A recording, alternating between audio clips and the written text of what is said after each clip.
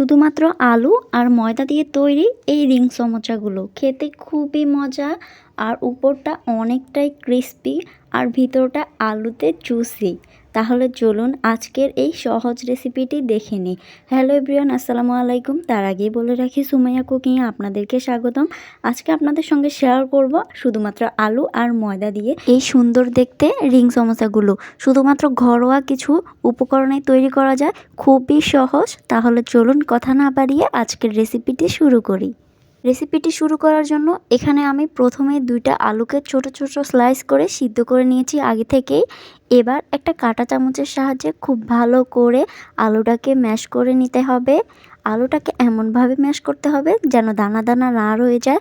আলুটা ম্যাশ করার পর এখানে আমি দিয়ে দিচ্ছি ছোট সাইজের একটা পেঁয়াজ কুচি, এবং এখানে আমি আমার টেস্ট এবং ঝাল অনুযায়ী শুধুমাত্র একটা কাঁচামরিচ ইউজ করেছি। সেক্ষেত্রে আপনারা যদি বেশি ঝাল খেতে চান তাহলে বেশি করে ইউজ করতে পারেন। এরপর দিয়ে দেবো হাফ চা চামচ মরিচের গুঁড়ো, হাফ চা চামচ জিরার গুঁড়ো, হাফ চা চামচ চিনি ফ্লেক্সটাও আপনারা আপনাদের ঝাল অনুযায়ী দিতে পারেন। এবং এখানে আমি অ্যাড করব স্বাদে ম্যাজিক মশলা। এখানে অল্প কিছুটা স্বাদে ম্যাজিক মশলা দিলেই হবে। এবার সবগুলো উপকরণকে হাতের সাহায্যে খুব ভালোভাবে মিহি করে নিতে হবে, যেন মশলাটা খুব ভালো করে আলুটার সাথে মিক্স হয়ে যায়।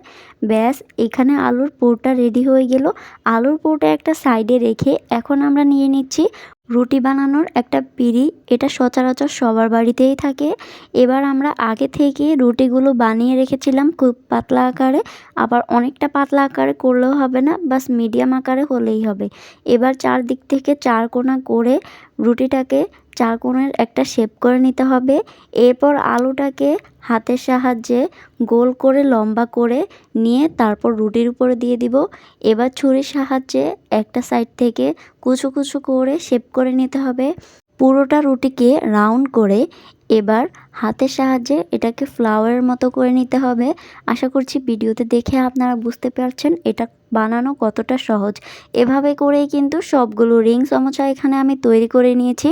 রিং সমোসাগুলো এখন একটা সাইডে রেখে একটা প্যানে অনেকটা পরিমাণ তেল গরম করে নিতে হবে। এখানে তুলনামূলক তেলটা বেশি দিতেই হবে, কেননা তেলটা বেশি না দিলে এগুলো ভেঙে যাওয়ার সম্ভাবনা থাকে। তেলটা বেশি দিলে হয় কি, জিনিসটা খুবই মচমচে খেতে হয় আর কালারটা খুবই সুন্দর আসে।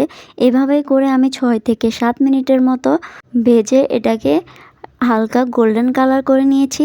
এবার সবগুলো রিং সমোসাগুলো আমি উঠিয়ে নিচ্ছি। ব্যাস, এখানে তৈরি হয়ে গেল আমাদের রিং সমোসা। এটা খেতে খুবই মজার হয় কিন্তু, আর বাচ্চারা এটা খেতে ভীষণ পছন্দ করবে। সেক্ষেত্রে বাচ্চারা খেলে এখানে ঝালের পরিমাণটা একটু কমিয়ে দিতে পারেন, আর যদি বড়রা খেতে পছন্দ করেন তাহলে ঝালের পরিমাণটা বাড়িয়ে দিলেও এটা খেতে অনেকটাই মজা। আর পুরো রেসিপিটা যদি ফলো করেন তাহলে খুব সহজেই এরকম দেখতে খুবই সুন্দর একটা স্ন্যাক্স আইটেম আপনারা তৈরি করতে পারবেন। দেখতে যতটা কঠিন মনে হচ্ছে, এটা বানানো তেমন কোনো কঠিন কাজই না। এটা বানানো খুবই সহজ, তবে যে কেউ দেখলে ভাববে এটা বানানো হয়তো খুবই কঠিন আর অনেক বেশি উপকরণ লাগে। একদমই না, ঘরোয়া কিছু উপকরণেই তৈরি করতে পারবেন এরকম সুন্দর দেখতে রিং সমোসাগুলো। তাহলে অবশ্যই রেসিপিটা ফলো করবেন। রেসিপিটা বানানো খুবই সহজ আর ঘরোয়া উপকরণেই। তাহলে আজকের এই সহজ রেসিপিটি আপনাদের কাছে কেমন লেগেছে সেটা অবশ্যই কমেন্ট বক্সে জানাবেন। আর এরকম নতুন নতুন সহজ রেসিপি পেতে আমার চ্যানেলটি সাবস্ক্রাইব করে রাখবেন। সবাই ভালো থাকবেন, সুস্থ থাকবেন। আল্লাহ হাফেজ।